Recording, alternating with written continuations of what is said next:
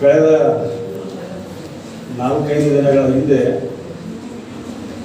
ನಿಮ್ಮ ಪ್ರಾಚಾರ್ಯರು ಫೋನ್ ಮಾಡಿ ಈ ದಿನ ಕಾರ್ಯಕ್ರಮ ಇದೆ ಬರಬೇಕು ಅಂತ 6ನೇ ತಾರೀಕು ಹೇಳಿದರು ಸರ್. ಅದಾದಮೇಲೆ ಮತ್ತೆ ನಮ್ಮ ಹೋಳ್ಕರ್ ಸರ್ ಅವರು ಹೇಳಿದ್ರು, ಇಲ್ರಿ ಅದು ಸ್ವಲ್ಪ ಚೇಂಜ್ ಆಗಿದೆ ಅಂತ 9ನೇ ತಾರೀಕಿದೆ, ದಯವಿಟ್ಟು ಬರಬೇಕು ಅಂತ ಹೇಳಿದ್ರು.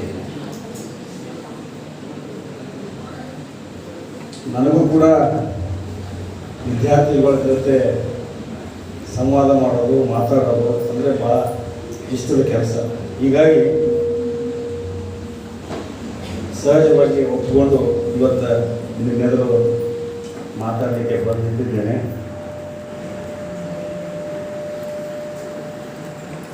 ನೀವು ಹೇಳಿ ಕೇಳಿ ಕಾನೂನು ವಿದ್ಯಾರ್ಥಿಗಳು, ನಾನು ಸಾಹಿತ್ಯದ ವಿದ್ಯಾರ್ಥಿ. ಎಲ್ಲಿ ಮತ್ತೆ ಮಾತಾಡಿ ಮತ್ತೊಂದು ಎಲ್ಲಿ ಪಾಯಿಂಟ್ ಹಚ್ಚಿರೋ ನನಗೆ. ಆದರೂ ನನಗೆ ತಿಳಿದಂತೆ ಒಂದೆರಡು ಮಾತುಗಳನ್ನು ನಿಮ್ಮೆಲ್ಲರ ಆಡಲಿಕ್ಕೆ ಇಷ್ಟಪಡ್ತೀನಿ. ಯಾಕಂದ್ರೆ ಈ ಕಾನೂನು ಅನ್ನುವಂಥದ್ದು ಅಥವಾ ವಕೀಲಿ ವೃತ್ತಿ ಅನ್ನುವಂಥದ್ದು ಇವತ್ತಿನ ದಿನಮಾನದಲ್ಲಿ ಭಾಳ ಫ್ಯಾಸಿನೇಟ್ ಆಗಿರುವಂಥ ಒಂದು ಪ್ರೊಫೆಷನ್ ಇದೆ. ಉದಾಹರಣೆಗಾಗಿ ಯಾವುದಂದರೆ, ಒಂದು ಜರ್ನಲಿಸಮು, ಇನ್ನೊಂದು ಪೊಲಿಟಿಷಿಯನ್ಸ್, ಮತ್ತೊಂದು ವಕೀಲಿ ವೃತ್ತಿ. ಇದು ಬಹುಶಃ ಮೊದಲಿನಿಂದಲೂ ಹಂಗೆ ಬರೋದು ಅಂತ ಅನಿಸ್ತದೆ. ರಾಜಕಾರಣಿಗಳಿಗೆ ಸ್ವಲ್ಪ ಹೆಚ್ಚು ಕಡಿಮೆಯಾಗಿ ಬೆಲೆ ಇರಲಿಕ್ಕಿಲ್ಲ. ಪತ್ರಕರ್ತರಾಗಿರ್ತಕ್ಕಂಥ ನಮಗೂ ಕೂಡ ಹೆಚ್ಚು ಕಡಿಮೆ ಆ ಪತ್ರಕರ್ತರು, ಈ ಪತ್ರಕರ್ತರು, ಪಕ್ಷದ ಪತ್ರಕರ್ತರು, ಪಂಗಡದ ಪತ್ರಕರ್ತರು ಅಂತ ಆಗಿರಬೇಕು. ಆದರೆ ನಿಮ್ಮ ವೃತ್ತಿ ಮಾತ್ರ ಇವತ್ತಿಗೂ ತನ್ನ ಪಾವಿತ್ರ್ಯತೆಯನ್ನು ಬದುಕೊಂಡು ಬಂದಿದೆ.